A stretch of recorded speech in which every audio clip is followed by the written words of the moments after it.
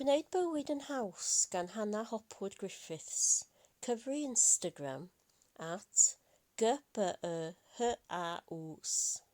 Pan gyhoeddwyd y byddai cyfnod clo yn dechrau ar y 30 o Fawrth 2020, roeddwn ni yn afrealistig o obeithiol y byddai'r cyfan drosodd fel yr awgrymwyd gan y gwleidyddion o fewn 12 wythnos ac y byddai bywyd yn gallu mynd yn ôl i normal yn gymharol gyflym.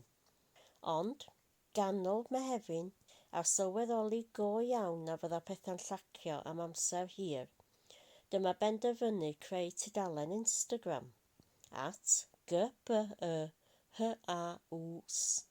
neu Gwneud Bywyd yn Haws, gyda'r bwriad o weld sut oedd pobl yn ymdopi gyda 2020.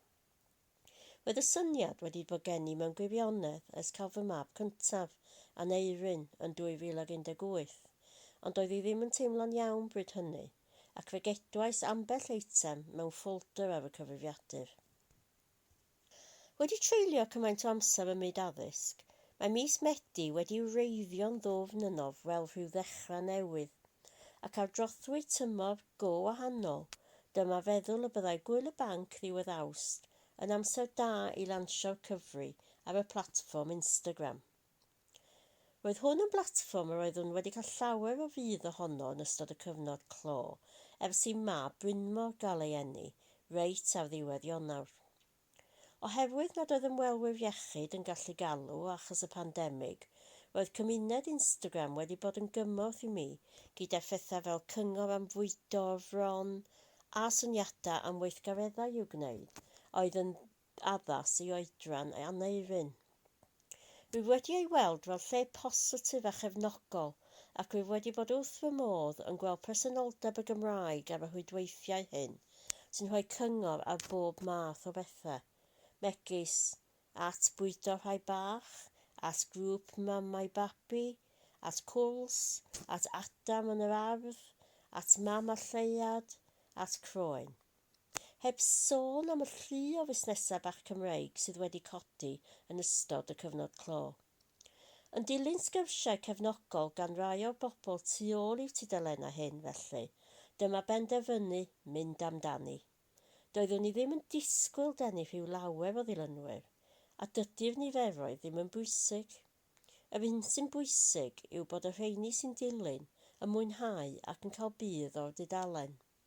Ond, gyda dros 2,000 o ddilynwyr ac awgrymiadau lu yn cyrraedd o ran pynciau i'w trafod, dwi'n falch iawn o'r gymuned fach sydd wedi ei chreu yng nghanol cyfnod o ymbellhau cymdeithasol. Y bwriad, fel y mae'r teitl yn ei awgrymu, ydy dysgu beth sy'n gwneud bywyd yn haws i bobl, o'r pethau bach i'r pethau mawr. A dwi wedi derbyn pob math o gyngor, o bethau fel agor tin heb agorwr at y swydd, defnyddio crocwyr dillad at bob math o ddibenion, gynllunio prydau bwyd, glanhau, trefnu a gwneud DIY. Ond bu hefyd sawl cyfle i ddysgu beth sy'n gallu gwneud bywyd ychydig bach yn haws, i rai sydd wedi wynebu cyfnodau heriol eithriadol. Cyfais gyfle i sgwrsio er enghraifft a Carol Davies, sydd fel fi yn ei 30au cynnar ac yn fam i 2 o fechgyn bach prysur, a gafodd diagnosis o ganser y fron ar ganol y pandemig.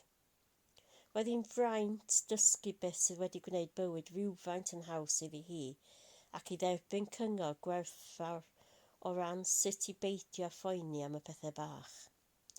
Thema sy'n rhedeg yn gyson drwy'r sgyrsiau, fel yr un ag efais gyda Mari Lyfgryn a'r dylunnydd tŷ Mandy Watkins, ydy pa mor bwysig ydy hi i ddod i adnabod eich hunan a derbyn eich hunan, a pheidio â bod gofyn am help. Cafwyd cyfle wedyn fis Tachwedd i ehangu platfform y sgyrsiau ac ymgartrefu ar y tonfeddi draw ar BBC Radio Cymru, a hoffwn ddiolch o galon i'r tîm yno am y cyfle a'r gefnogaeth wrth i'r gyfres ddatblygu. Mae'r cartref hwn wedi golygu bod modd ymestyn y drafodaeth a rhoi'r llwyfan pellach i ni gyd ddysgu oddi wrth ein gilydd am bethau sy'n gallu gwneud bywyd fymryn yn haws.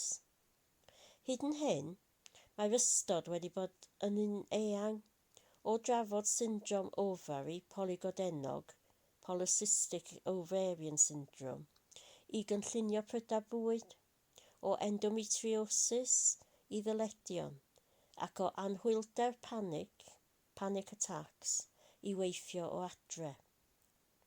Dwi wedi dod ar draws blogiau gwych fel colonlan.wordpress.com, blog Carys Evans, sy'n byw â chanser gradd 4 ar y colyddyn, ac oedd clywed eich ynghorion hi yn werthfawr tu hwnt. Yna, ar gyfer rhaglen y Nadolig, cefais gyfle siarad â 2 o aelodau Merched y Wawr. A diolch yn fawr iawn eto i Eluned Evans, Hazel Thomas a Gwerfyl Eidda am eu hawgrymiadau ymarferol a difyr. Gan aros gyda Merched y Wawr, diolch i Gangen y Garth am y cyfle i roed noson gymdeithasol. Dros Zoom wrth gwrs. Braf iawn oedd cael cyfle i sgwrsio nhw am y Gymraeg ar Instagram, ac mae rhai ohonynt wedi dod draw i ddilyn gwneud bywyd yn haws, ac mae hynny'n hyfryd. Dwi wedi bod wrth fy modd yn gwneud cysylltiadau newydd fel hyn, ac yn edrych ymlaen yn fawr at barhau i allu dysgu a helpu ein gilydd. Diolch draw i @GBYHAWS i ddilyn y dudalen, a chofiwch wrando ar y rhaglen bob nos Fawrth am 6 ar BBC Radio Cymru.